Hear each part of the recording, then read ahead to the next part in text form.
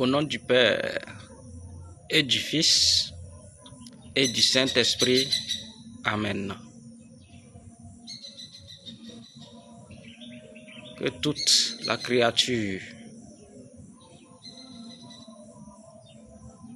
remercie notre Seigneur pour son existence. Car notre Seigneur, Dieu de l'univers, est le maître d'art, qu'il nous façonne selon sa volonté, afin que toute sa gloire soit répandue sur la terre comme au ciel.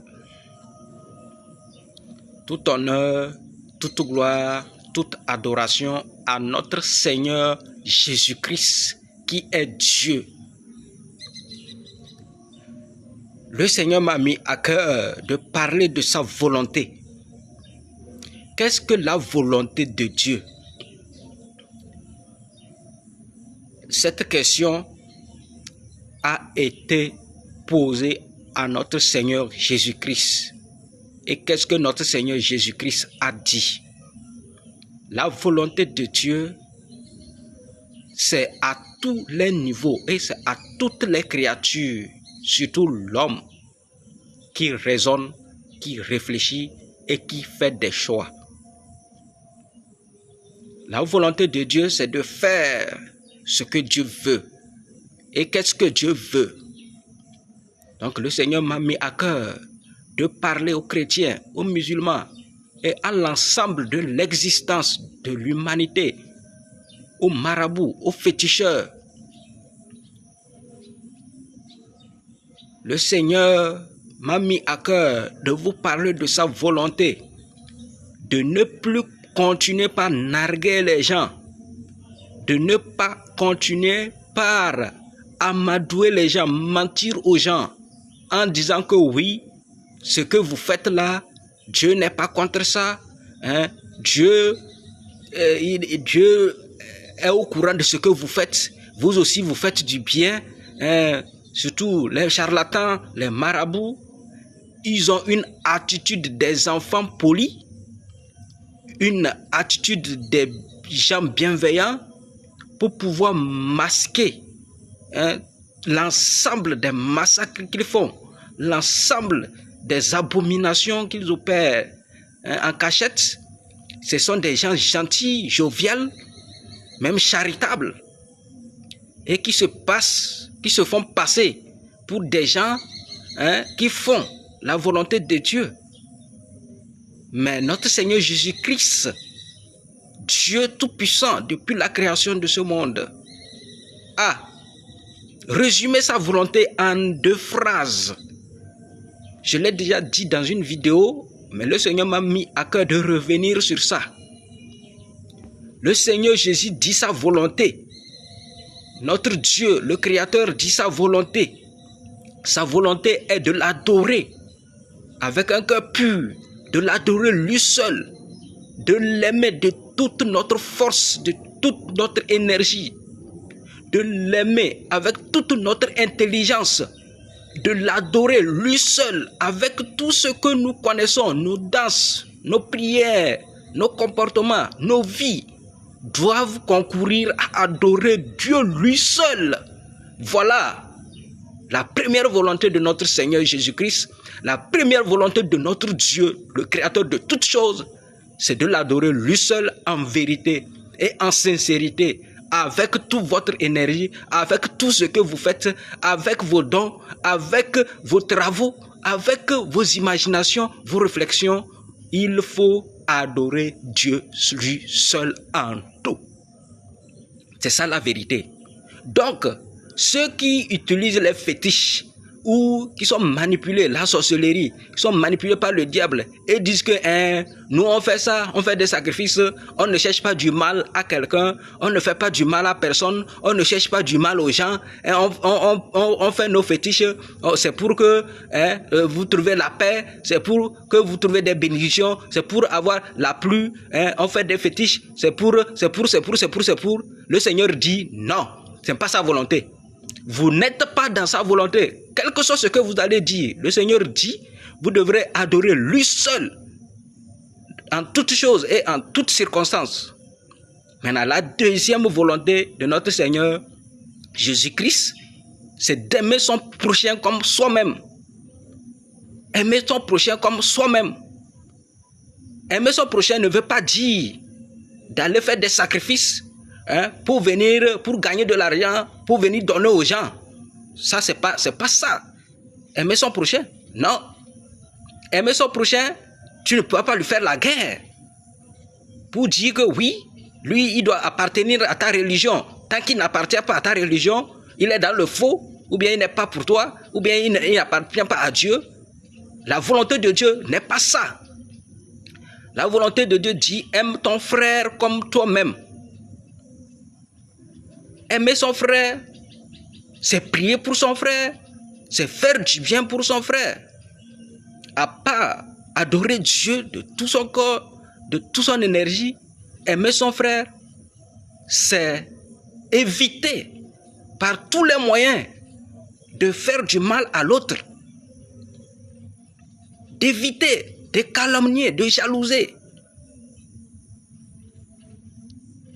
Donc tout ce que vous savez que c'est mauvais, que l'homme doit faire à son prochain là, ou que l'homme fait à son prochain là, d'éviter ça. C'est ça la volonté de Dieu. Si dans l'ensemble de la créature, les humains, si on arrivait à respecter ces deux paroles, le monde devrait se transformer en paradis. Oui, parce qu'on va adorer Dieu, lui seul, et on va aimer nos prochains. Ça veut dire il n'y aura pas des inégalités, il n'y aura pas la pauvreté, il n'y aura pas certains qui sont riches et d'autres pauvres. Il n'y aura pas d'autres qui seront présidents éternellement et d'autres, je ne sais pas, paysans éternellement. Il n'y en aura pas d'autres qui vont avoir des milliards sur leur compte et d'autres 0 francs sur leur compte. C'est cet amour du prochain que le Seigneur Jésus-Christ, que Dieu, que Allah nous invite à adopter. C'est les deux phrases. Et c'est toute la volonté de Dieu, ça. Que ceux qui ne comprennent pas là sachent que c'est toute la volonté de Dieu que je viens de résumer comme notre Seigneur Jésus a résumé. Et il me met à cœur. Et il met aussi à cœur dans plusieurs personnes qu'il utilise pour expliquer encore cette volonté-là qui consiste à adorer Dieu lui seul. Donc vous qui adorez d'autres choses là, ou bien qui avez vos biens ou bien vos choses fondées sur d'autres choses là, vous n'êtes pas dans la volonté de Dieu. Ne nous mentons pas, on ne doit pas se tromper s'il vous plaît. La volonté de Dieu est claire, que c'est lui seul qu'on doit aimer, c'est lui seul qu'on doit adorer, c'est lui seul qu'on doit rendre des gloires, et c'est à lui seul qu'on va rendre des comptes. On n'a pas de comptes à rendre à personne, à aucune divinité. Mais la terre devrait se transformer en paradis, mais la jalousie du diable fait que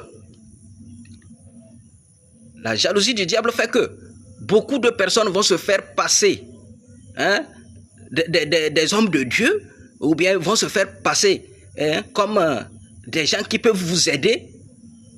Et rappelez-vous toujours que la volonté de Dieu, c'est de servir Dieu seul, c'est d'adorer Dieu seul. Et comment adorer Dieu lui seul? Voilà aussi un autre problème. Tout est clair que vous ne devrez pas vous prosterner devant quoi que ce soit pour adorer.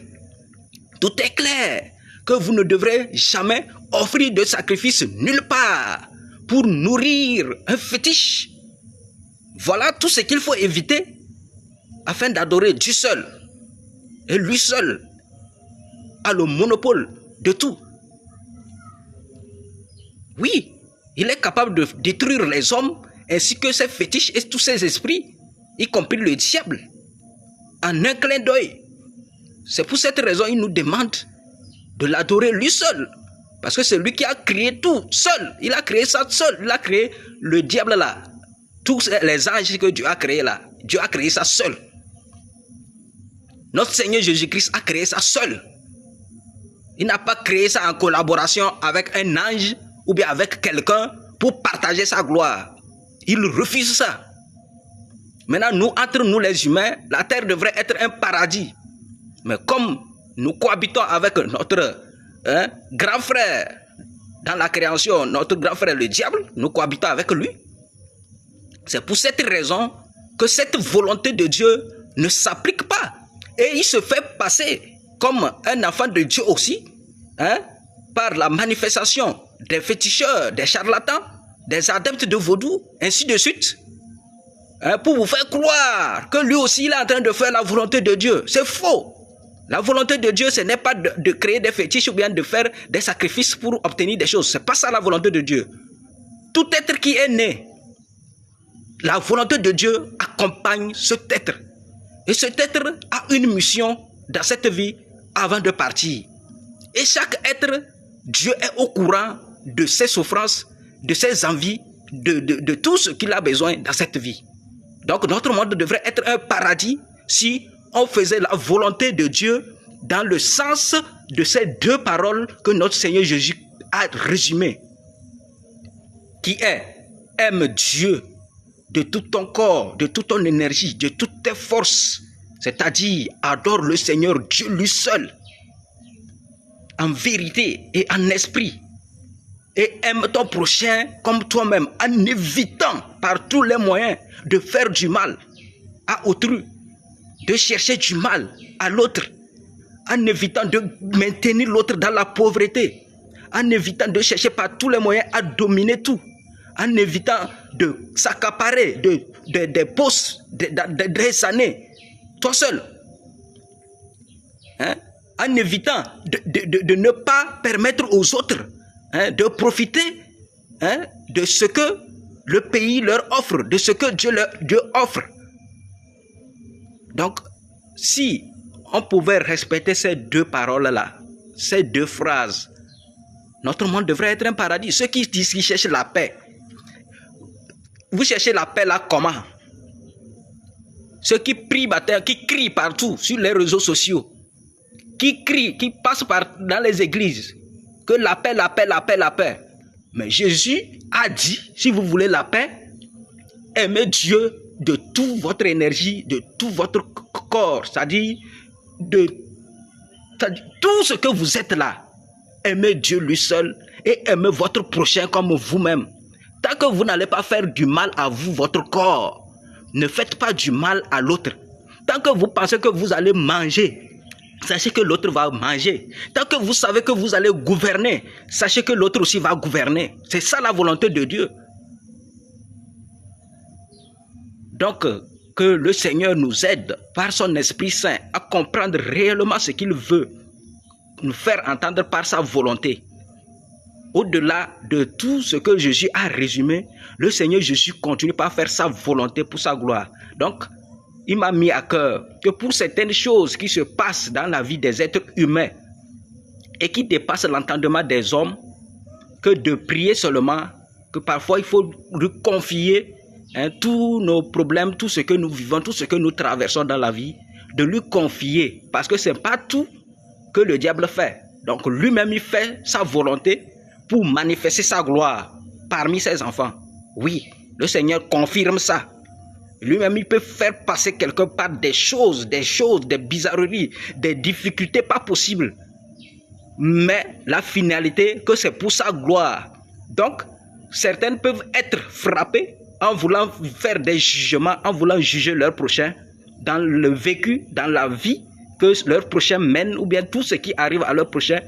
Vous pouvez commettre des erreurs si vous voulez prendre des partis pris, ou bien vous voulez faire des jugements, vous pouvez commettre des erreurs. C'est pourquoi en toute situation, vous devrez prier notre Seigneur de vous orienter. Vous devrez demander l'aide de l'Esprit Saint de vous aider à discerner pour pouvoir voir comment vous pouvez aider telle personne ou telle personne qui vit dans telle situation. Ne vous jetez pas sur les problèmes en même temps pour condamner les uns les autres, pour juger les uns les autres dans cette vie. Non, non. Tout peut être destiné à la gloire de Dieu. Je vous remercie.